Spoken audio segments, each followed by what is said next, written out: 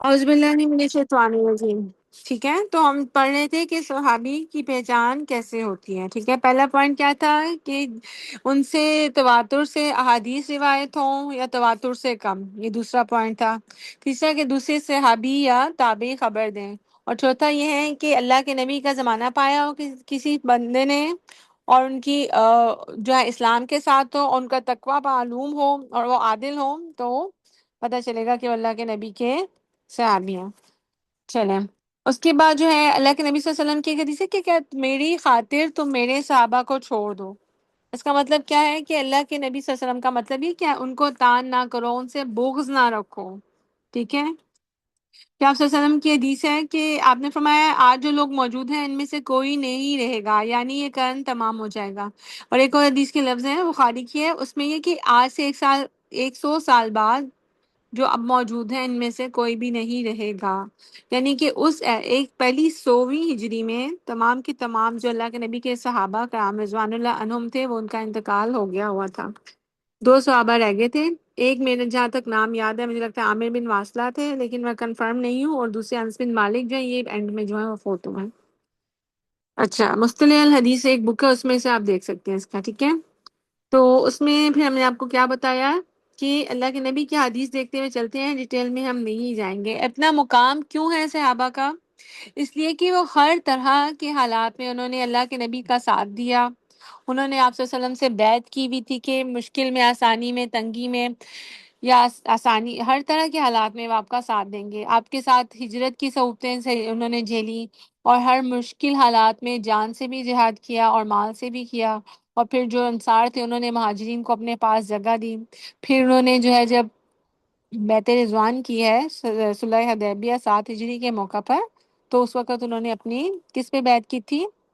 اپنی جانوں پر، کہ ہم اپنی جان دے دیں گے لیکن عثمان رضی اللہ تعالیٰ عنہ کو ہم شہادت کا بدلہ لیں گے۔ ٹھیک ہے، تو ان کی قربانیوں کی وجہ سے اور بہت زیادہ کٹھن حالات کی وجہ سے وہ سب سے پہلے جو ایمان لانے والے تھے۔ ان میں بھی درجات ہیں، سب سے پہلے جو ہیں وہ ہیں عشرہ مبشرہ، جو 10 صحابہ کرام رضوان اللہ عنہم سب سے پہلے ایمان لائے اور جن کو اللہ کے رسول نے جنت کی خوشخبری دی۔ پھر ہے اصحاب البدر، اس کے بعد ہیں پھر جو ہیں بیعت کون سے، جو ہے بیعت رضوان والے اور صلح حدیبیہ والے۔ ٹھیک ہے، تو اس میں اللہ تعالیٰ جو ہے اس میں کہتے ہیں قرآن میں سورۃ بقرہ میں کہتے ہیں فَإِنْ آمَنُوا بِمِثْلِ مَا آمَنْتُم بِهِ فَقَدِ اهْتَدَوْا، کہ اگر ایسا ایمان لاؤ جیسا یہ لائے تھے تم ہدایت پاؤ گے۔ اور منافقین کو جب کہا گیا تھا ایمان لاؤ ان کی طرح، تو کیا کہا تھا انہوں نے؟ نؤمن کما آمن السفہاء، ہم ایسا ایمان لائیں کہ جیسا بے وقوف ایمان لائے۔ تو اس کا مطلب کیا تھا؟ منافق کیوں تھے؟ اس لیے منافق ایک تو تھے ہی ان میں نفاق، تھا ہی نفاق، اور دوسرا کہ وہ اللہ کے نبی صلی اللہ علیہ وسلم کے صحابہ سے بغض رکھتے تھے دل میں۔ ٹھیک ہے، سورۃ بقرہ میں ہی اللہ تعالیٰ نے ان کے بغض کو بالکل شروع کی آیتوں میں مسلمانوں کفار کی خصوصیات بتانے کے بعد ذکر کر دیا۔ پھر سورۃ حشر میں آتا ہے نا والذین جاءوا من بعدہم، وہ لوگ جن کے بعد آئے، یقولون ربنا اغفر لنا ولاخواننا الذین سبقونا بالایمان ولا تجعل فی قلوبنا غلا للذین آمنوا ربنا انک رؤوف رحیم۔ ٹھیک ہے، کہ ان کے بعد میں آنے والے کہتے ہیں کہ اللہ تعالیٰ جو لوگ ہم سے پہلے ایمان لائے یعنی صحابہ، ان کو بخش دینا، ہمارے دل میں ان کے متعلق کوئی غلط بات، کوئی غل، کوئی نیل نہ ہو۔ ٹھیک ہے، بے شک تو رؤوف اور رحیم ہے۔ اس کے بعد آپ صلی اللہ علیہ وسلم کی حدیث ہے کہ میرے صحابہ کے بارے میں اللہ سے ڈرو، اللہ کا ڈر تمہیں ہونا چاہیے۔ ان کو میرے بعد اس طرح ہدف مت بنانا، ان کو تنگ کرنے کے لیے، مارنے کے لیے۔ جس نے بھی ان سے محبت کی اس نے مجھ سے محبت کی، اور جس نے ان سے بغض رکھا، ان سے دشمنی کی، اس نے مجھ سے دشمنی کی۔ جس نے ان کو تکلیف دی اس نے مجھے تکلیف دی، جس نے مجھے تکلیف دی اس نے اللہ کو تکلیف دی، اور جو اللہ کو تکلیف دے گا جلد ہی اللہ اس کو پکڑ لے گا۔ ٹھیک ہے، تو صحابہ کرام رضوان اللہ عنہم جو ہے نا، اس میں جو ہے اللہ کے نبی کے سارے ہی ساتھی بھی آ جاتے ہیں، اس میں اہل البیت بھی آ جاتے ہیں، یعنی ازواج مطہرات بھی آ جاتی ہیں، وہ بھی اہل البیت ہیں، اور حضرت فاطمہ اور حضرت علی بھی آ جاتے ہیں۔ ٹھیک ہے، تو یہ سارے کے سارے ہی صحابہ میں آ جاتے ہیں۔ ایک تو اپنی یہ بات یاد رکھنی ہے۔ ٹھیک ہے، تو حضرت انس بن مالک سے روایت ہے، میں صرف اس کی نا اردو پڑھتی ہوئی چلی جاتی ہوں، ٹائم نہیں، سلسلہ صحیحہ کی حدیث ہے کہ انسان کی محبت ایمان کی نشانی ہے، اور انصار سے بغض جو ہے وہ منافقت کی نشانی ہے۔ تو جو صحیح ایمان والا ہے وہ کیا کرے گا؟ وہ صحابہ کرام رضوان اللہ عنہم سے محبت کرے گا۔ صحابہ کرام جو ان کو کہا جاتا ہے کہ وہ سب کے سب عادل تھے۔ عدل ایک ایسی صفت ہے جس کے اس میں ناانصافی کے مقابلے میں بولا جاتا ہے، اور یہ وہ صفت ہے کہ جو محدثین میں اس کو جانچا جاتا ہے کہ حدیث روایت کرنے والا عادل ہے، اور دوسرا ہوتا ہے ضابط۔ ٹھیک ہے، ضبط ہوتا ہے کہ اس کو حدیث کیسے یاد ہے یا اس نے لکھی ہوئی ہے۔ گو کہ کچھ صحابہ کرام کا ضبط ضعیف ہو سکتا ہے یا تھا، لیکن وہ سب کے سب تقوی والے اور گناہ کبیرہ سے بچنے والے تھے، اس لیے کہا جاتا ہے کہ سارے کے سارے صحابہ عادل تھے اور ان کی حدیث کو جو ہے وہ لیا جائے گا۔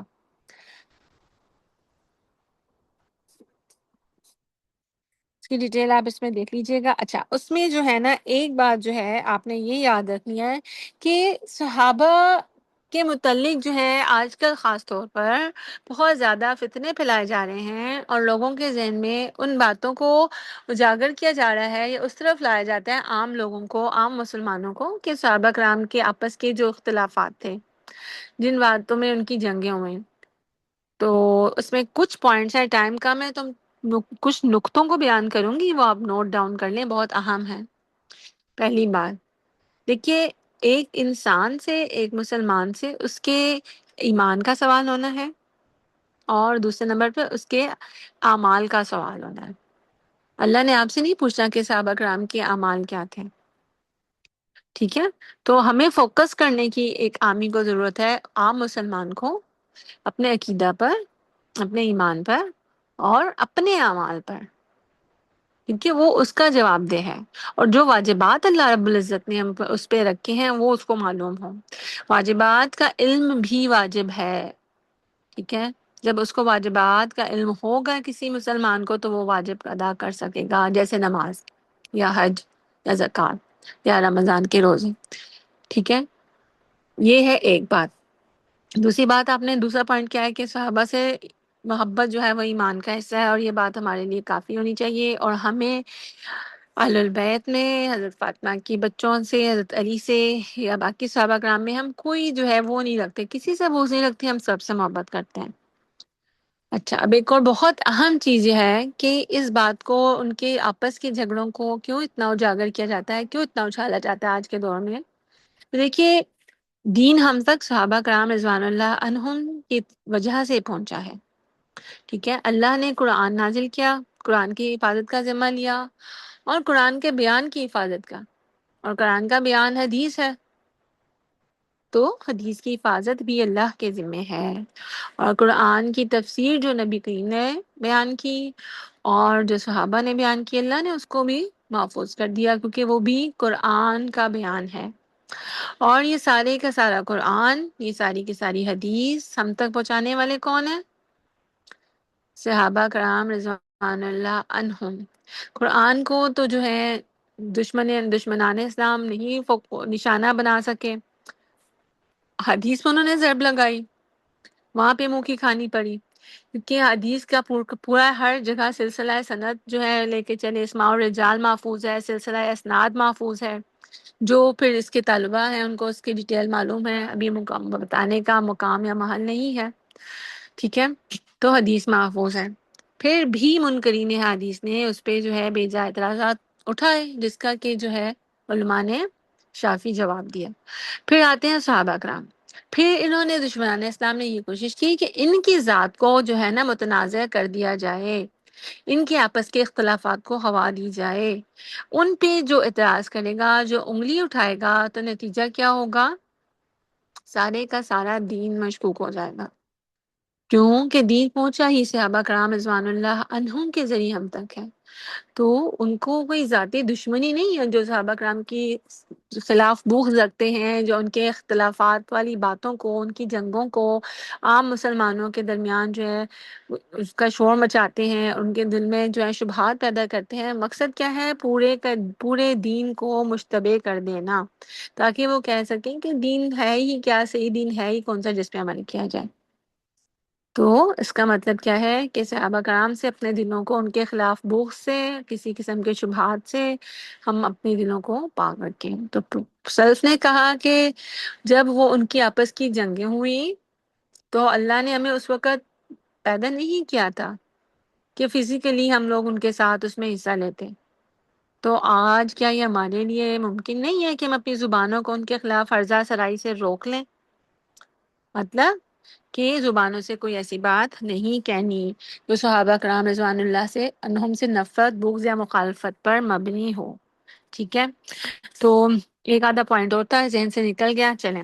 اچھا، اپنا قیامت کی میں آپ کے ساتھ عبداللہ ناصر رحمانی کے انشاءاللہ العزیز لیکچرز نوٹ آپ کو بھیجوں گی گروپ میں بشرا کو بھیج دوں گی، بشرا جو ہے وہ اس کو شیئر کر دیں گی، وہ بہت اہم ہے، کوشش کیجیے گا اس کو ایک دفعہ ضرور سن لیں۔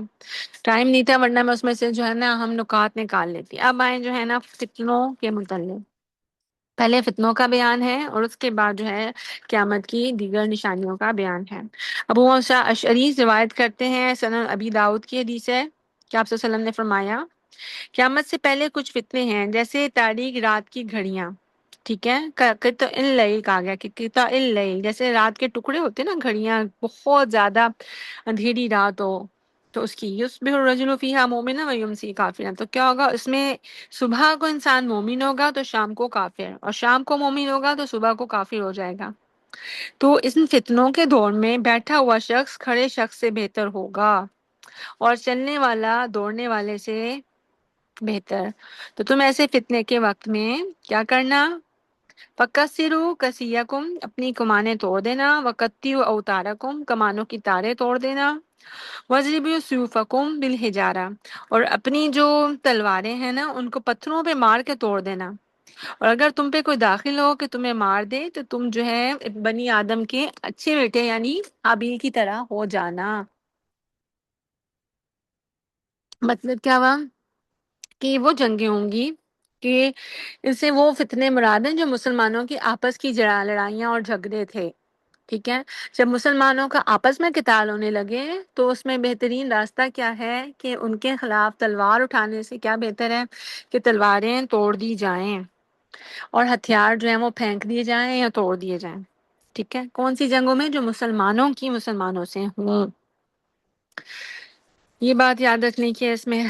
پھر آگے جو ہے نا ام سلمہ سے روایت ہے کہ آپ صلی اللہ علیہ وسلم اٹھے ایک رات میں تو آپ نے کہا سبحان اللہ ماذا انزل اللیلہ من الفتنہ، کہ آج کون کون سے فتنے نہیں نازل ہو گئے، وماذا انزل من الخزائن من یوقظ صواحب الحجرات، اور آج اللہ نے کون کون سے خزانے مجھے نہیں دکھا دیے، یعنی اللہ نے اپنے نبی کو فتنوں کا بتایا اور خزانوں کا جو آنے والے وقتوں میں آپ کی امت کو ملنا تھے۔ کہا کہ کوئی جا کے حجرات کے سوئی ہوئی خواتین کو اٹھا دے، مراد کیا تھی؟ امہات، یا رب قاسیۃ فی الدنیا عاریۃ فی الآخرہ، کئی ایسی ہیں جو کپڑے پہنے ہوئے دنیا میں کہ آخرت میں وہ ننگی ہوں گی، یعنی کہ ان کے کپڑے جو ہیں وہ پورے نہیں ہوں گے۔ اس کے آپ کو ڈیٹیل جو ہے اپنی جگہ پہ آپ کو پڑھنے کا موقع ملے گا۔ اچھا، اس کے بعد جو ہے نا جو فتنے نکلے تھے نا، جو شروع میں نکلے دین اسلام میں، وہ کون سے تھے؟ خوارج کا فتنہ تھا، قدریہ کا، جبریہ کا، معتزلہ کا، جو سارے نام لکھے ہوئے ہیں، جہمیہ کا، روافظ کا، ٹھیک ہے۔ اور جو بالکل ہی اسلام سے خارج ہیں وہ قادیانی ہیں، سنویہ ہیں اور مانویہ ہیں، ٹھیک ہے۔ اور جو سیکولر ہیں، جو ایتھیسٹ ہیں، لبرل، جو اپنے آپ کو لبرلزم کا لیبل لگاتے ہیں، یہ سارے کے سارے ان کا اسلام سے تعلق نہیں ہے، ٹھیک ہے۔ پھر کیا ہوا کہ آپ صلی اللہ علیہ وسلم کی حدیث ہے کہ غیر مستحق لوگوں کو جو ہے نا منصب دیے جائیں گے، کہ ایک دفعہ آپ صلی اللہ علیہ وسلم اپنے لوگوں کی مسجد میں بیٹھے ہوئے تھے، ایک عرابی آیا اور پوچھا کہ قیامت کب ہوگی؟ آپ صلی اللہ علیہ وسلم نے گفتگو جاری رکھی، گویا آپ نے اس کی بات سنی ہی نہیں۔ جب آپ نے بات ختم کی تو پوچھا کہ قیامت کے متعلق سوال کرنے والا عرابی کہاں ہے؟ تو صحابی نے دیہاتی نے کہا یا رسول اللہ میں یہاں موجود ہوں۔ تو آپ نے فرمایا کہ جب کیا ہوگا؟ فَإِذَا زُيِّئَتِ الْأَمَانَةُ فَانْتَظِرِ السَّاعَةَ، کہ جب امانت اٹھا لی جائے تو تب قیامت کا انتظار کرنا۔ قَالَ كَيْفَ أَذَاتُهَا، قَالَ إِذَاتُهَا قَالَ إِذَا وُسِّدَ الْأَمْرُ إِلَى غَيْرِ أَهْلِهِ فَانْتَظِرِ السَّاعَةَ، کہ جب جو حکم ہے وہ یہ حکم سے مراد حکومت بھی ہے کہ وہ حوالے کر دی جائے نا اہل لوگوں کے، یعنی نہ اہل لوگوں کا امانت سونپ دی جائے۔ گویا کہ حکمرانی بھی ایک امانت ہے جو غیر نا اہل لوگوں کو جب سونپ دی جائے گی تو قیامت کا انتظار کرنا۔ ٹھیک ہے، پھر کیا کہا؟ نبی سعید الخدری عن النبی صلی اللہ علیہ وسلم قال لتتبعن سنن من كان قبلكم شبرا شبرا وذراعا بذراع حتى لو دخلوا جحر ذب تبعتموهم قلنا یا رسول اللہ الیہود والنصارى قال فمن، کہ ابو سعید سے روایت ہے، آپ نے کہا صلی اللہ علیہ وسلم تم اپنے سے پہلی امتوں کی ایک ایک بالشت اور ایک ایک گز میں اتباع کرو گے، یہاں تک کہ اگر وہ گوہ کے بل میں گھسیں گے تو تم بھی گھسو گے۔ تو ہم نے کہا کہ آپ پہلی امتوں سے آپ کی کیا مراد یہود اور نصارہ ہیں؟ تو آپ صلی اللہ علیہ وسلم نے کہا تو اور کون، یعنی وہی مراد ہے۔ چلیں اب ہم اگلے ٹاپک پہ آتے ہیں جو ہے قیامت کی نشانیاں۔ یہ ایسا ٹاپک ہے کہ اکثر آپ دیکھیں گے تو سوشل میڈیا پہ بھی کافی ڈسکس ہوتا ہے، اور اتنا آپ ہر ایک کو اس میں دلچسپی ہوتی ہے، اور اس کو ہم لوگ سنتے رہتے ہیں وقتاً فوقتاً اس کی چیزیں۔ اس کو ہم مختصراً دیکھ لیں گے۔ تو اس میں جو ہے نا کچھ چیزیں آپ یاد رکھیں کہ ہمیں قیامت کی نشانیوں کو جاننے کی ضرورت جو ہے وہ ہے کیوں، ٹھیک ہے؟ تو اس لیے کہ ہمارے ایک تو قیامت ہے بہت پاس۔ اللہ کے نبی نے کہا تھا نا کہ ابو ہریرہ کی حدیث ہے، اب کیا کہ میں اور قیامت اس طرح کا ہاتھین یعنی اصبعین، دو انگلیوں کو پاس پاس جو ہے شہادت، اور وسطیٰ کی انگلی کو آپ نے اٹھا کے کہا کہ میں اور قیامت ایسے ہیں، ٹھیک ہے؟ تو قیامت جو ہے وہ بہت نزدیک ہے، اور ہمیں اس کی نشانیوں کا پتہ ہونا چاہیے تاکہ ہم اللہ سے اپنے گناہوں کی معافی مانگتے رہیں، ٹھیک ہے؟ اچھا، اس میں ایک بات اور یاد رکھیے گا کہ قیامت کی نشانیوں کو ہم لوگ من و ان لیں گے، جیسے اللہ کے نبی کے حدیث کے لفظوں کو ہم ان کے اصل معنی پہ ہی رکھیں گے، اور اس کو ہم مجازی معنی نہیں لیں گے، اس سے تشبیہ یا استعارہ مراد نہیں لیں گے۔ اگر اللہ کے نبی صلی اللہ علیہ وسلم نے جیسا کہا ہے ہم سمجھتے ہیں کہ وہ نشانیاں ویسے ہی انہی لفظوں کے ساتھ پوری ہونی ہیں۔ اب آ جائیں جو ہے قیامت صغریٰ، جیسے آپ صلی اللہ علیہ وسلم کی بعثت جو ہے وہ قیامت کی نشانیوں میں سے ہے، آپ آخری نبی ہیں۔ پھر آپ صلی اللہ علیہ وسلم کی وفات، پھر چاند کا دو ٹکڑے ہو جانا، پھر حجاز سے آگ کا نکلنا جس سے بصرا کے اونٹوں کی گھنٹیاں چمک اٹھیں، پھر بیت المقدس کی فتح ہو جانا پانچویں نشانی ہے، چھٹی ہے طاعون امواس، طاعون کی بیماری کا ظاہر ہونا، اور ساتویں ہے جزیہ اور خراج کا ختم ہو جانا یا روک دیا جانا، ٹھیک ہے؟ تو قرآن میں حدیث میں نے آپ کو بتا دی کہ آپ صلی اللہ علیہ وسلم نے کہا قیامت اور میں ایسے پاس پاس ہے جیسے دو انگلیاں، شہادت اور وسطیٰ۔ اور احزاب میں اللہ کے آیت نمبر 40 میں اللہ نے فرمایا ما کان محمد ابا احد من رجالکم ولکن رسول اللہ وخاتم النبیین وکان اللہ بکل شیء علیما، ٹھیک ہے؟ تو ہمارا محل استدلال یہ ہے کہ آپ صلی اللہ علیہ وسلم خاتم النبیین ہیں، آپ کے بعد کسی اور نبی رسول نے نہیں آنا، ٹھیک ہے؟ پھر آپ صلی اللہ علیہ وسلم نے کہا اد ستن بین یدی سایہ، قیامت سے پہلے 7 نشانیاں جو ہے نا وہ تم گن لو، ٹھیک ہے؟ موتی میری موت، ثم فتح بیت المقدس، ثم موتان نون یاخذ فیکم کا آس الغنمی، پھر بیت المقدس کا فتح ہو جانا، پھر ایک بڑی موت جو تم میں ہوگی بکریوں کی بیماری کی طرح کی بیماری سے، سمستی عزت المال حتی یؤتی الرجل مئۃ دینار، پھر یہ ہوگا کہ تم مال کو ضائع کرو گے، اگر ایک شخص کو 100 دینار دیا جائے گا فیظل ساخطا، تو پھر بھی وہ ناراض ہی رہے گا، پھر ثم فتنۃ لا یبقی بیت من العرب، پھر ایک ایسا فتنہ ہوگا جس سے عرب کا کوئی گھر نہیں بچے گا، الا دخلتہ ثم ہدنۃ، کہ ہر گھر میں وہ فتنہ داخل ہوگا، پھر ہدنہ ہوگا تکون بینکم و بین بنی الاصفر، یعنی ایک لڑائی ہوگی تمہارے اور بنی اصفر عیسائیوں کو کہتے ہیں، رومیوں کو کہتے ہیں، ان کے درمیان، فیقدرون فیاتونکم تحت ثمانین غایہ، پھر وہ تم سے لڑیں گے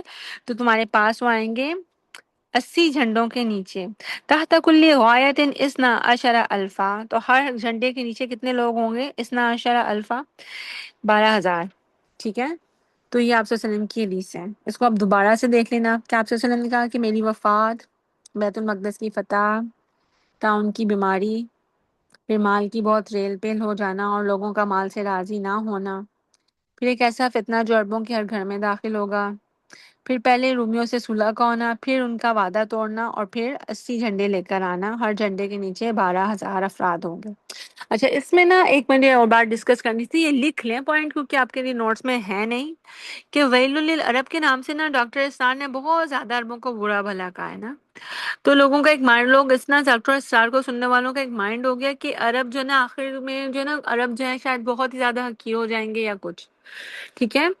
تو اس میں آپ نا وہ جو میں آپ کو آپ سے عبداللہ ناصر رحمانی حفظہ اللہ کے شیئر کروں گی نا لیکچر، جو آپ سنیں گے تو وہ آپ کو واضح ہوگا۔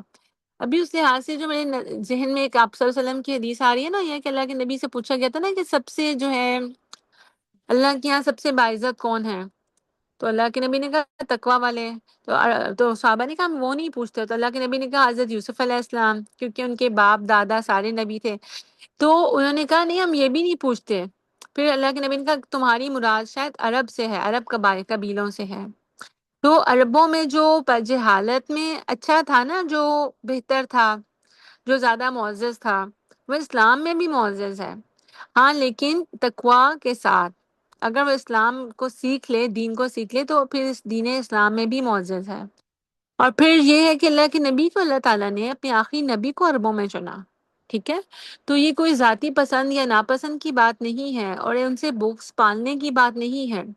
تو آپ یہ سنیے گا تو بہت ساری چیزیں کلیئر ہوں گی، ان کو کلیئر کرنے کی ضرورت بھی ہے، ابھی ٹائم نہیں ہے تو ہم اس کو یہاں پر چھوڑتے ہیں، وہ دیکھیے گا۔ اچھا، اس کے بعد کیا ہے کہ یہ آپ حضرت انس والی حدیث دیکھ لیجیے گا کہ آپ صلی اللہ علیہ وسلم جس دن مدینہ تشریف لائے، حبشیہ نے کھیل دکھایا، وہ سب سے خوشی کا دن تھا، اور سب سے غمی کا دن کون سا تھا صحابہ کے لیے؟ جس دن آپ صلی اللہ علیہ وسلم کی وفات ہوئی۔ اچھا جی، اس کے بعد کیا ہے کہ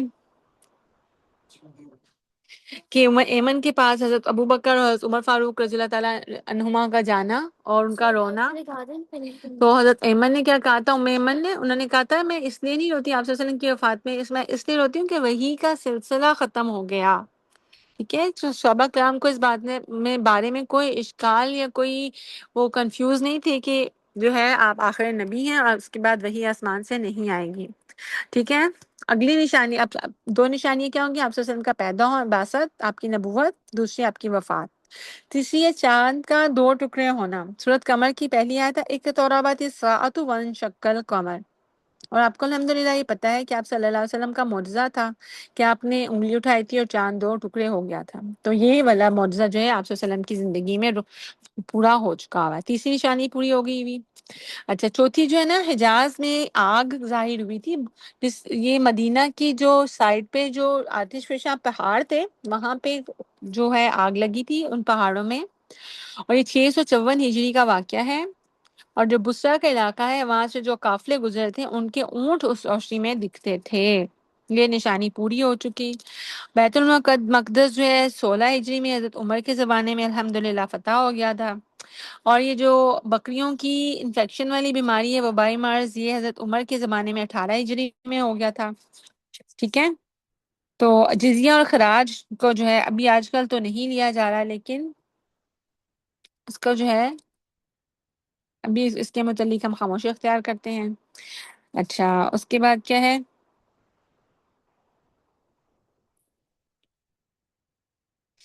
کہ اچھا یہ ہے منیت العراق درہم و کفیزہ و منات الشام، وہی ہے کہ شام بھی جزیہ روک لے گا، مصر بھی روک لے گا، تو یہ سارا ٹھیک ہے۔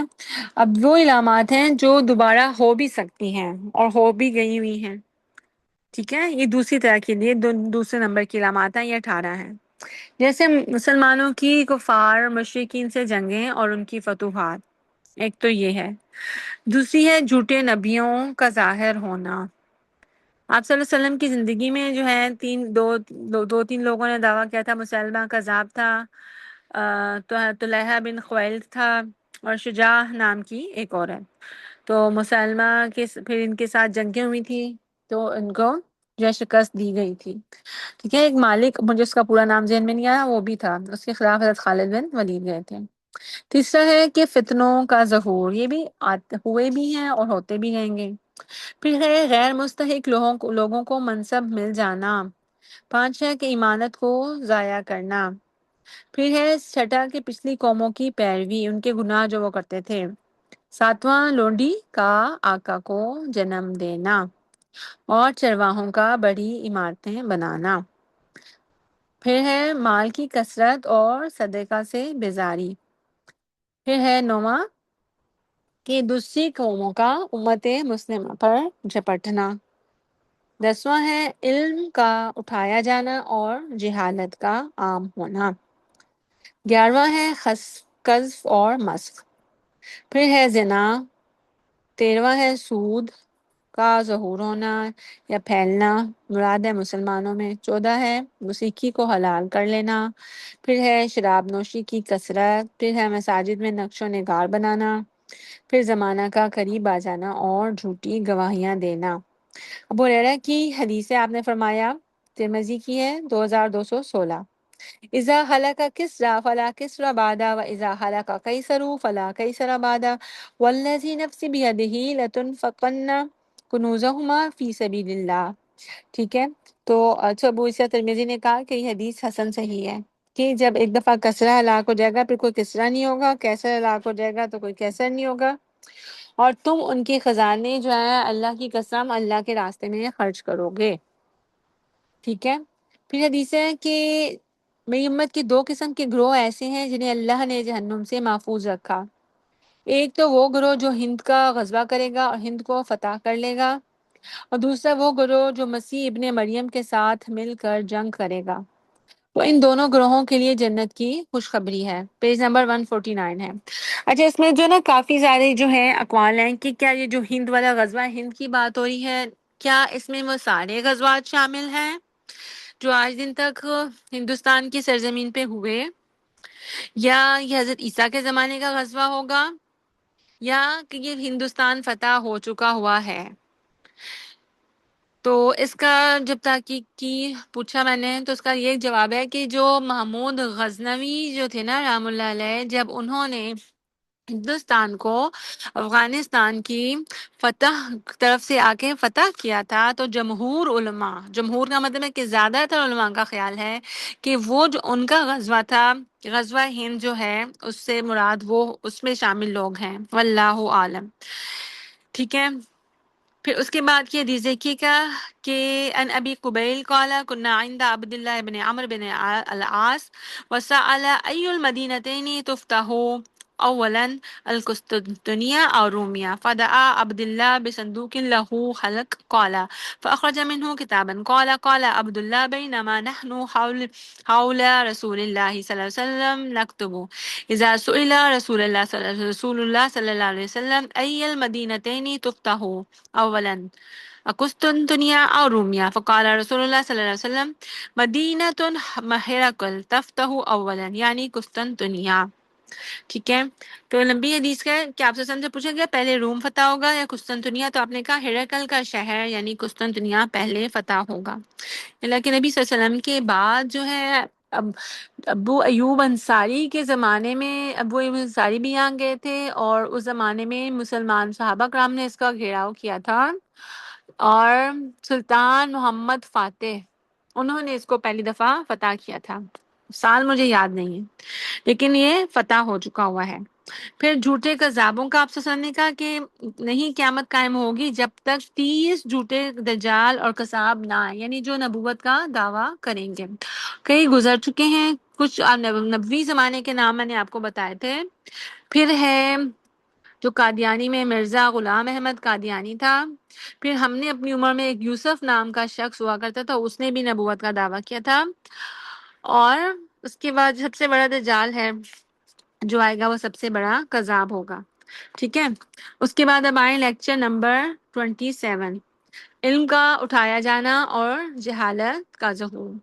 ٹھیک ہے. تو اللہ تعالیٰ ایسا نہیں کرے گا کہ قرآن اٹھا لے گا یا پھر حدیث اٹھا لی جائیں گی، بلکہ علماء کو اٹھا لیا جائے گا. ٹھیک ہے. بخاری کی حدیث ہے ان یرفع العلم و یثبت الجہل، کہ جب علم اٹھا لیا جائے اور جہل باقی رہ جائے. ٹھیک ہے. تو اس میں کیا ہے، قیامت، اللہ کے نبی کی ایک اور حدیث ہے، قیامت صرف اور صرف شریر اور برے لوگوں پر ہی آئے گی.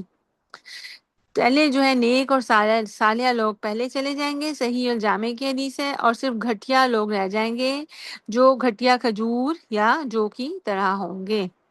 اللہ کے نبی صلی اللہ علیہ وسلم کی حدیث ہے نا کہ ایک ہوا چلے گی، مومنوں کو حکام کی طرح محسوس ہوگی، ان کی بغلوں میں سے گزرے گی، تو جس کے دل میں ذرا برابر بھی ایمان ہوگا اللہ تعالیٰ اس کو فوت کر دیں گے۔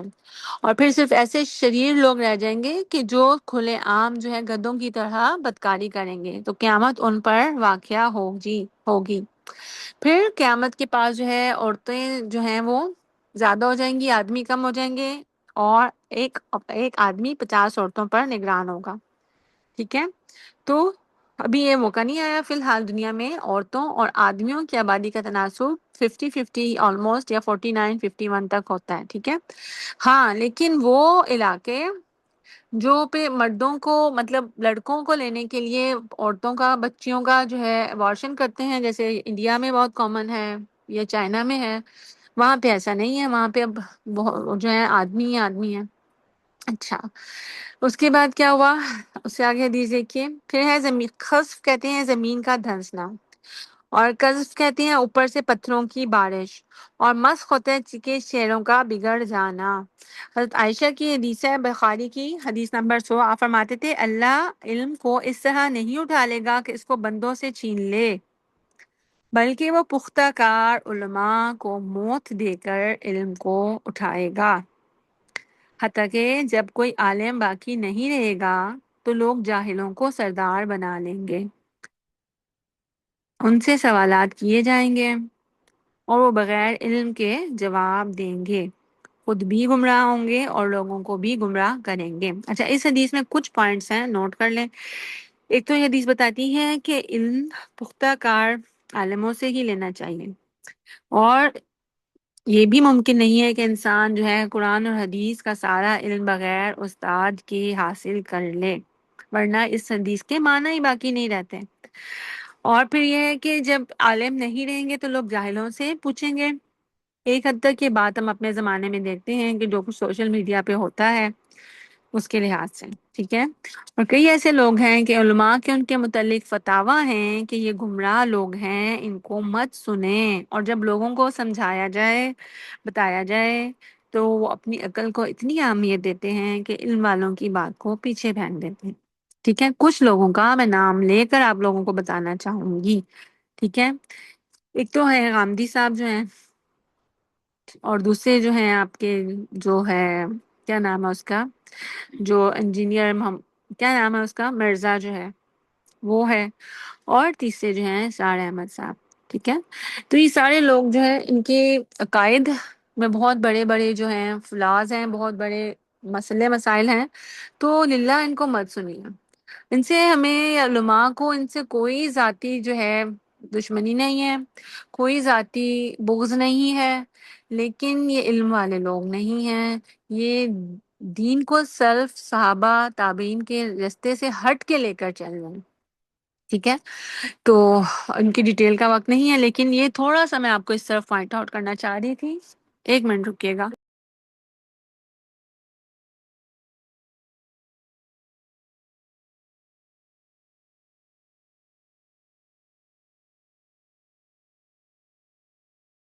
السلام علیکم ورحمۃ اللہ، یہاں تک بات کلیئر ہے؟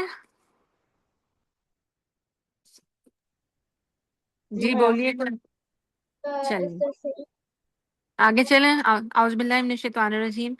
اچھا جی، اس کے بعد جو ہے آپ صلی اللہ علیہ وسلم نے فرمایا کہ حضرت عائشہ فرماتی ہیں یکون فی آخری هذه الامت خسف و مسخ و قذف، قالت قلت یا رسول اللہ، قال نعم اذا زرخر الخبز، میں نے کہا یا رسول اللہ کیا ہم لوگ مارے جائیں گے جبکہ ہمارے درمیان نیک لوگ ہوں گے؟ یعنی یہ جب خسف ہوگا اور زمین دھسے گی، پتھروں کی بارش ہوگی اور چہرے مست ہوں گے، تو آپ صلی اللہ علیہ وسلم نے کہا ہاں، کہ جب خباثت بہت زیادہ بڑھ جائے گی۔ ٹھیک ہے، اور یہ زندیق اور قدریت ہے، جو علماء نے کہا کہ زندیق اور قدریاں ہیں۔ ٹھیک ہے، زندیق کون ہوتے ہیں اور قدریہ کون ہوتے ہیں؟ زندیق وہ لوگ ہیں جو اپنے کفر کو چھپائے ہوئے ہوتے ہیں، ٹھیک ہے، اور قدریہ جو ہے ایک فرقے کا نام ہے، اور یہ ان کی پہچان کیا ہے، اور موٹے موٹے عقیدوں میں سے ایک بات یہ ہے کہ یہ تقدیر کے منکر ہیں۔ ٹھیک ہے، منکر ہیں. تقدیر کو ماننا جو ہے ایمان کا حصہ ہے، لیکن یہ تقدیر کو نہیں مانتے. ٹھیک ہے. پھر آپ اگلی حدیث دیکھیے، آپ صلی اللہ علیہ وسلم نے کہا اس وقت تک قیامت قائم نہ ہوگی جب تک کہ بعض قبائل کو دھسا دیا جائے گا. پھر کہا جائے گا کہ اب کون سی نسبت اور کون سا قبیلہ باقی رہ گیا ہے. اچھا، یہاں پہ انہوں نے کہا کہ اس سے مراد عرب قبائل ہیں. اب لوگ کہیں گے کہ عرب بھی سارے زیادہ گناہ گار ہیں، تو انہوں نے اس کی وضاحت کی کہ عربوں میں قبیلوں کا نظام ہے نا، اور ابھی تک عربوں کے قبیلے اور ان کی شجرہ نسب چلتے ہیں. جبکہ اجمیوں میں جو ہے قبیلے نہیں ہوتے، بلکہ کیا ہوتا ہے، وہ اپنی شہروں اور بستیوں کے ناموں سے پہچانے جاتے ہیں. ٹھیک ہے. اور جو مسخ ہے نا، جو چہروں کا بگڑ جانا، بگاڑ دیا جانا، وہ کب ہوگا؟ کہ اللہ کے نبی صلی اللہ علیہ وسلم نے کہا تھا نا کہ میری جو قوم ہے کیا کرے گی قیامت کے پاس، کہ وہ موسیقی اور زنا کو حلال کر لیں گے. ٹھیک ہے. اور پھر وہ اس حال میں صبح کریں گے کہ اللہ تعالیٰ ان کے چہروں کے، ان کے سروں کے اوپر سے موسیقی بج رہی ہوگی، اور وہ اس حال میں صبح کریں گے کہ اللہ تعالیٰ ان کو مسخ، ان کی شکلیں مسخ کر دے گا. ٹھیک ہے. تو اس میں لوگ کہتے ہیں جی میوزک جو ہے وہ حرام ہے، یہ کہاں ملتا ہے؟ قرآن میں تو کوئی ایسی نص نہیں ہے. تو جو قرآن میں آیا تھا نا کہ جو لہو الحدیث کو خریدتے ہیں، لہو الحدیث کی جو مفسرین نے جو وضاحت کی ہے وہ کیا ہے کہ لہو الحدیث سے مراد ہے میوزک. اور یہ والی جو یہ حدیث ہے نا کہ قیامت کے پاس میری امت جو ہے وہ زنا اور میوزک اور شراب کو جو ہے وہ کیا کر لے گی، 3 کاموں کو حلال کر لے گی. اور پھر وہ اس حال میں صبح کریں گے کہ اللہ تعالیٰ ان کے چہروں کو مسخ کر دے گا. ٹھیک ہے. تو اس سے کیا پتہ چلتا ہے کہ زنا بھی بہت زیادہ عام ہو جائے گا. اور بڑے افسوس کے ساتھ ہم دیکھ رہے ہیں کہ دن بہ دن جو ہے، پہلے جو چیزیں ہم سمجھتے تھے کہ کفار میں ہیں، وہی برائیاں جو ہیں وہ مسلمانوں میں بھی ویسی ہی عام ہوتی جا رہی ہیں. اور زنا کو بالکل جو نوجوان نسل ہے وہ برا نہیں سمجھ رہی. والدین کے لیے جو ہے مقام فکر ہے کہ وہ نکاح کو آسان کریں. اللہ انہیں ہدایت دے کہ وہ نکاحوں میں جلدی کریں. اللہ تعالیٰ آسانیاں بھی کرے. تو یہ دونوں وجوہات ہیں نکاحوں میں دیر کرنے کی اور نکاحوں کو مشکل بنانے کی. تو اللہ نے جو خواہش رکھی ہے، تو نوجوان نسل آج کو بالکل اس کو غیر جو ہے مسلموں کے طرز پہ اپنی خواہشات کے پیچھے چل پڑی ہے. پھر ہے قیامت سے پہلے سود کو حلال کر لیا جائے گا. یہ بھی اب آج کل ہم اپنے زمانے میں دیکھتے ہیں. ٹھیک ہے. کہ بینکنگ سسٹم کو کہتے ہیں جی اسلامک بینکنگ. تو جب میں نے اس معاملے میں اپنے اساتذہ سے پوچھا تو انہوں نے کہا کہ دیکھیں اسلامی نظام ایک الگ نظام ہے، ایک سسٹم ہے. ٹھیک ہے. ایک لیونگ کا، لائف کا سٹائل ہے جس کا پورا ایک سسٹم ہے، ایک نظام ہے. اور بینکنگ سسٹم ایک نظام ہے. ٹھیک ہے. جس کو آپ کارپوریٹ سسٹم کہہ لو، وہ ایک نظام ہے، وہ ایک الگ مذہب ہے. ہمارا دین ایک الگ سسٹم اور دین کا نام ہے. ٹھیک ہے. تو اس کے پاس اپنا معاشی نظام ہے، اس کا الگ ہے. تو آپ ایسے کیسے کہہ سکتے ہیں ایک نظام کو اسلام کا نام دے کے آپ یہ نہیں کہہ سکتے کہ اسلامک بینکنگ. اسلام ایک نظام ہے، بینکنگ ایک نظام ہے. ایک دین اسلام ہے اور ایک مذہب بینکنگ ہے. تو دونوں مرج نہیں کر سکتے. سمجھ میں آئی بات؟ تو سود کو حلال کرنے کی یہ صورت ہے. اچھا، یہ ایک بہت ڈیٹیل ٹاپک ہے اپنی جگہ پہ الگ، جس کو کہ میرا خیال ہے کہ علماء کرام سے پوچھنا چاہیے. جو انٹرسٹڈ ہو وہ اس پہ پوچھ لے. آگے آئے. پھر کیا ہے کہ آدمی کو اس بات کی پرواہ نہیں ہوگی کہ آیا مال کہاں سے ہے، حلال سے آیا ہے یا حرام سے آیا ہے. اللہ ہم سب کے بچوں کو ہمیں محفوظ رکھے اور ہمیں رزق حلال دے، اور اتنا دے کہ ہمیں حرام سے جو ہے وہ بے پرواہ کر دے. لیکن آج بھی ایسے لوگ موجود ہیں کہ جن کی زندگی کا منشا جو بہت کیا ہو گیا ہے کہ مال آنا چاہیے. ٹھیک ہے. چاہے وہ حلال طریقے سے آ رہا ہے یا حرام طریقے سے آ رہا ہے. اور اس میں ایک بہت زیادہ جو اس کی طرف حرام کی آپشن بہت زیادہ ایزی ہو گئی ہے. بہت سارے سوشل میڈیا کے ایسے پلیٹ فارمز ہیں جہاں پہ آپ بہت کچھ کر کے بہت کچھ کما سکتے ہو، بہت زیادہ کما سکتے ہو، لیکن وہ حلال ہے. اس پہ جو ہے لوگوں کو اویئرنیس دینے کی ضرورت ہے. یوٹیوب چینل بنا لیتی ہیں نوجوان لڑکیاں. پردہ تو بہت دور کی بات ہے، اس پہ جو خرافات چل رہی ہیں اس سے آپ سب لوگ واقف ہیں. ٹھیک ہے. اور اس کے علاوہ خالی یہی نہیں، اس کی بہت ساری صورتیں ہیں. تو میرا خیال میں کہ ایسے ٹاپکس ہیں کہ ان پہ ڈیٹیل میں بات ہونی چاہیے. اگر مجھے کچھ ملے گا تو میں کوشش کروں گی کہ وقتاً فوقتاً آپ لوگ اگر ان ٹچ ہو تو شیئر کرتے رہیں. ٹھیک ہے. کیونکہ آج کے یہ دور کی مصیبتیں اور فتنے ہیں بہرحال. ٹھیک ہے. اب پھر یہ کہ جب ناچنے والی اور باجے عام ہو جائیں گے اور شراب خوب پی جائے گی تو اس وقت خسف ہوگا، قذف ہوگا اور مسخ ہوگا. یہ سنن ترمذی کی حدیث ہے. ٹھیک ہے. پھر ہے شراب نوشی کی کثرت ہو جائے گی، کثرت ہو جائے گی۔ آپ صلی اللہ علیہ وسلم نے کہا کہ شراب کو ابو موسیٰ اشعری کی حدیث ہے، ابو مالک اشعری کی سوری، کہ وہ اس کو شراب کو دوسرے نام دے کے اس کو پئیں گے لوگ، ٹھیک ہے، تو اس کو حلال کر لیں گے، اس کے نام جو ہے وہ بدل دیں گے۔ پھر ہے کہ مسجدوں کو خوبصورت بنانا اور ان پہ فخر کرنا، تو یہ بھی بڑے افسوس کے ساتھ کہنا پڑتا ہے کہ یہ نشانیاں ہمارے دور میں پوری ہو رہی ہیں۔ انس بن مالک کی روایت ہے کہ قیامت اس وقت تک قائم نہ ہوگی جب تک لوگ مسجدوں پر فخر نہ کریں، مباحات نہ کریں، ٹھیک ہے۔ اسلامی ممالک میں آپ اگر جائیں، آپ دیکھیں گے ایک سے ایک مسجدیں ہیں، ٹھیک ہے۔ ملیشیا میں جانے کا اتفاق ہوا تو اکثر مساجد انہوں نے پانی پہ بنائی ہوئی ہیں اور اپنی خوبصورتی کا ایک نمونہ ہے۔ تو مسجدیں اس لیے کہ وہاں اللہ کی عبادت کی جائے، نہ کہ ان کو خوبصورت بنایا جائے۔ اب کیا ہے کہ یہ والی جو حدیث ہے نا، یاتی علی الناس زمان یتباہون بکثرت المساجد لا یعمرونها الا قلیلا، کہ مساجدوں کو جو ہے نا آباد تو لوگ کم ہی کریں گے، لیکن ان کا فخر جو ہے ان کی زیب و زینت اور نقش و نگار ہوں گے، ٹھیک ہے۔ تو اس میں کچھ سال پہلے مجھے بادشاہی مسجد لاہور جانے کا اتفاق ہوا، اور بڑا ہی کوئی دکھانے والا وہاں پہ منظر تھا۔ اللہ عالم کے حکومت نے اس کی اصلاح کر لی ہو کہ لوگ مسجد کو نماز پڑھنے کے لیے وہاں نہیں آ رہے تھے، لوگ اس کو سیر اور تفریح کے لیے وہاں پر آئے۔ چلو اگر آ ہی گئے تو نماز کے مطلب نماز سے اس کو جوڑتے، اللہ کے گھر سے جوڑتے۔ وہاں پہ نکاح ہو رہے تھے، اور نکاح اس مقصد سے ہو رہے تھے کہ وہاں پہ جو فوٹوگرافی کی جائے، وہاں پہ مسجد کی خوبصورتی کو جو ہے نا وہ لیا جائے، یعنی اس کو بیک گراؤنڈ میں لیا جائے۔ اور وہاں عجیب ہی ماحول تھا، اگر آپ میں سے کسی کو جانے کا اتفاق ہوا ہو تو دل دیکھ کے نا بہت زیادہ مقدر ہوا، بہت پریشان اور دکھی ہوا کہ کیا ہو رہا ہے نا، مسجدیں اس لیے تو نہیں ہیں۔ تو اللہ تعالیٰ کے نبی نے اس کی طرف اشارہ کیا تھا۔ آگے ہے ابن عباس کی حدیث ہے، تم مساجد میں نقش و نگار بناؤ گے جیسا یہود و نصارہ نے بنائے، ٹھیک ہے۔ تو ہم اپنے آج کے دور میں یہ دیکھتے ہیں یہ بات۔ تو اصل مسجدوں کا مقصد کیا ہے؟ نماز کی ادائیگی۔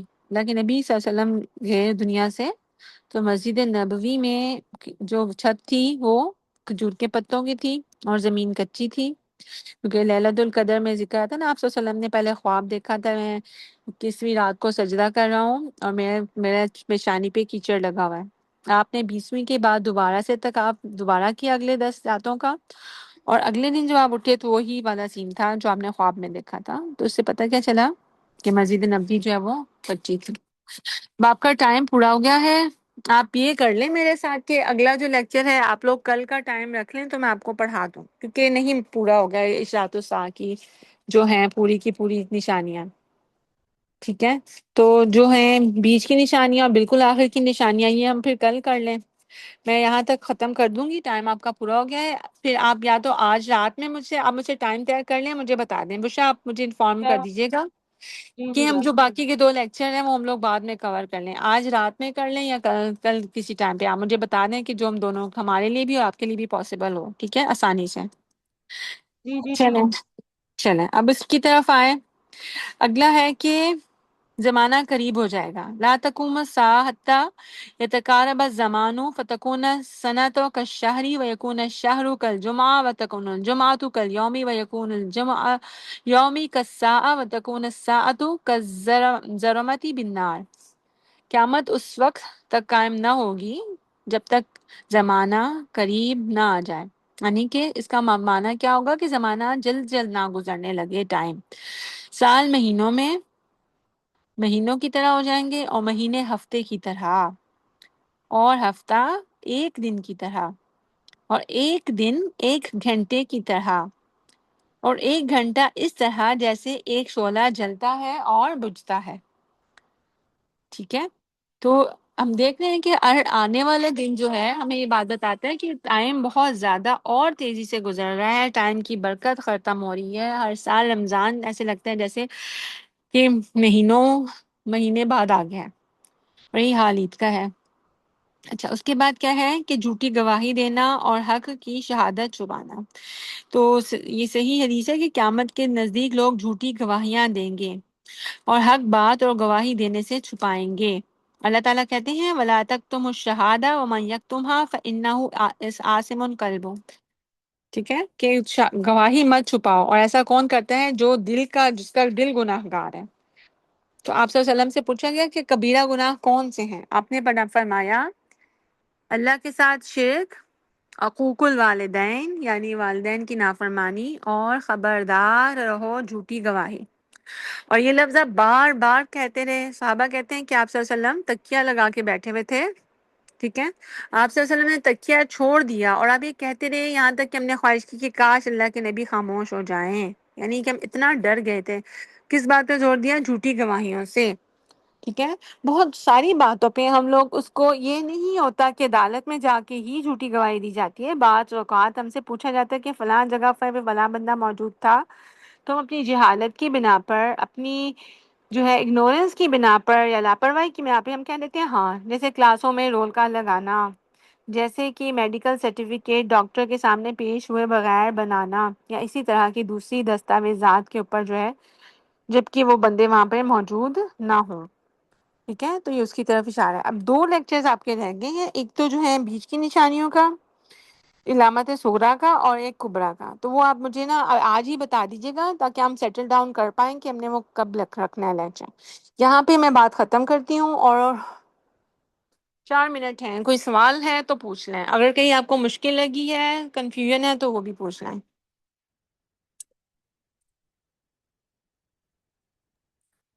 میم جی بک کا خواہش۔ جو بک کا جو ٹاپک ہے وہ تو کلیئر ہے، لیکن نا یہ جو مساجد کے اندر تعلیم و تدریس کا کام نہیں نہ ہوتا میم، جی اس میں سب سے بڑی وجہ جو ہے وہ آج کل کے علماء ہی ہیں کہ وہ کسی ایک بات پہ متفق نہیں ہوتے۔ جیسے بحریہ ٹاؤن کی جو مسجد ہے وہاں پر یہ تعلیم و تدریس کے لیے کلاسز بآسانی ارینج ہو سکتی ہیں، لیکن جب آپ جی بات ہوئی انہوں نے کہا کہ ہوگا یہ کہ اگر ہم یہاں پر تعلیم و تدریس کے لیے کلاسز ارینج کروائیں گے نا، تو ہوں وہیں کسی بات پر متفق نہیں ہوں گے کہ اس مسجد کے اندر کس نے کلاسز کروانے۔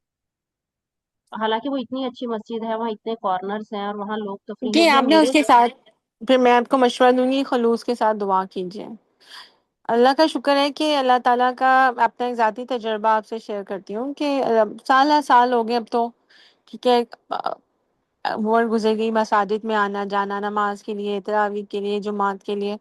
تو آپ یہ بات دیکھیں کہ آج سے 20 سال پہلے، 10 سال پہلے ایک اور ماحول تھا، ٹھیک ہے، اس میں یہ تھا کہ ایک فرقے کی مسجد میں دوسرے لوگ جانا ہی نہیں چاہتے تھے، اور اس بات پہ نہ اپنی فرقے کی مسجد میں کسی کو آنے دینا چاہتے تھے اور نہ خود جانا چاہتے تھے۔ اب میں نے ماحول دیکھ کے ہماری مسجدیں اور جہاں جن مساجد میں میرا آنا جانا ہے، الحمدللہ ثم الحمدللہ، اور خاص طور پہ نئی نسل میں نے یہ بات دیکھی ہے کہ لوگ جو ہے نا اب اس تعصب سے باہر نکل آئے، ٹھیک ہے۔ اس میں بہت بڑا جو مجھے نظر آتا ہے نا، دو چیزوں کا ہاتھ ہے۔ ایک تو ہے کہ کیا اس کا نام ہے، لوگوں کا بہت زیادہ، پاکستانیوں کا خاص طور بہت زیادہ حج اور عمرہ کے لیے جانا اور وہاں پہ ماحول دیکھنا، وہاں پہ ان کو اس بات کا آئیڈیا ہونا کہ عورتیں جا سکتی ہیں مسجد میں۔ اور دوسرا، سوشل میڈیا کے ذریعے جو دین جو ہے نا، ٹھیک ہے کہ اس میں بہت ساری باتیں ہیں اور ہر طرح کی چیز اویلیبل ہے، پیور سے پیور، سچے سے سچا دین بھی ہے، اور اس میں ہر چیز ہے۔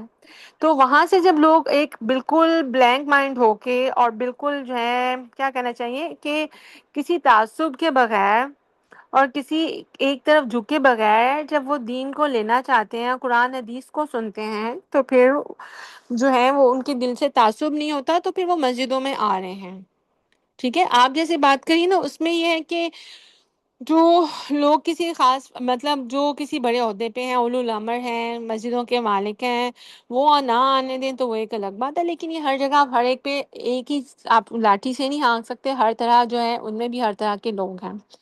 تو بہرحال اگر آپ خلوص دل سے ہی چاہتے ہیں تو آپ دعا کریں، تو اللہ تعالیٰ جو ہے نا وہ راستے نکال دیتا ہوتا ہے۔ اپنی مساجد میں تو آج میں دیکھتی ہوں کہ جو لوگ آج سے 10 سال پہلے آ رہے تھے، جو ہمارے اپنے ہمیں سمجھتے تھے کہ ہمارے فرقے کے ہیں یا ہمارے مذہب کے ہیں، وہ چھوڑ کے اب زیادہ تعداد ان لوگوں کی ہے جو نیو کمرز ہیں، جن کو ہم نے کبھی مسجدوں میں نہیں دیکھا، وہ اعتکاف کے لیے آ رہے ہیں، وہ رمضان میں آ رہے ہیں نا، اور بڑی خوشی ہوتی ہے۔ پھر یہ کہ ان کو جو ہے، ہم دل چاہتے ہیں کہ ان کو بتایا جائے، ان کو دین کی طرف اللہ تعالیٰ لائے، اور ہم بھی اپنی سی کوشش کریں، تو یہ چیز ہے، ٹھیک ہے۔ ٹائم پورا ہو گیا ہے، تو آپ اگلی کلاس آپ مجھے بتا دیں، اس میں آپ پھر اوپن ڈسکشن رکھ لیجیے گا جو آپ کے دل میں سوالات ہیں، کیونکہ اس میں ٹائم کی پھر کوئی پابندی نہیں ہوگی، اور اللہ کرے کہ میں بھی آپ کو ٹائم دے پاؤں، ٹھیک ہے؟ یہاں میں کلاس ختم کرتی ہوں۔ سبحانک اللہم ابھی امری کا اشہد ان لا الہ الا انت استغفرک و اتوب الیک۔ السلام علیکم و رحمۃ اللہ وبرکاتہ۔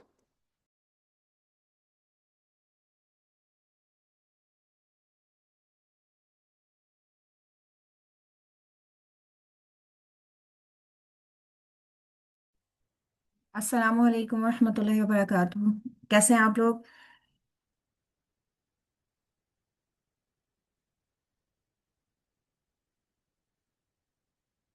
آپ لوگوں کو میری آواز آ رہی ہے؟ آ رہی جی ہے میم۔ میم آ رہی ہے گل۔ الحمد للہ۔ جی، تو کیسے چل رہی ہے آپ کی پریپریشن؟ ماشاء اللہ ایگزامس کی کب ہیں آپ لوگ ایگزامس؟ میم ہمارا نیکسٹ ویک روین کا ہے، اس کے بعد۔ اوکے انشاءاللہ، تو ابھی 2 ویکس ہیں ایک طرح سے آپ لوگوں کے پاس، رائٹ؟ تو الحمد للہ تب تیاری تو آپ لوگ ایسے ساتھ ساتھ کر لیتے ہوں گے نا؟ کتنے سبجیکٹس ہوتے ہیں آپ کے پاس تیاری کے لیے؟ ہمارے اس سیمسٹر میں میم 5 ہے۔ 5 سبجیکٹس ہیں نا؟ اور میرے خیال سے گیپ بھی نہیں ہوتا ہوگا پھر پیپر میں، ڈیلی پیپرز ہوتے ہوں گے نا؟ جی جیسے ہمارے ہوتا ہے کہ 3 دن کلاسز اگر ہو رہی ہیں تو 3 دن میں پیپر ہوگا، یا کوئی درمیان میں دے بھی دیتے ہیں، یہ ڈفرینٹ ہوتا ہے۔ اوکے، اچھا اچھا اچھا اچھا، چلیں سیکنڈ انشاءاللہ۔ سیمسٹر ہے نا ابھی۔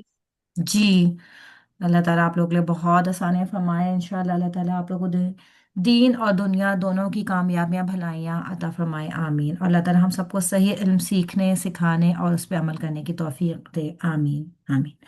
اچھا، یہ شیئرنگ آف کر سکتے ہیں آپ میں سے کون کر رہا ہے یہ شیئرنگ؟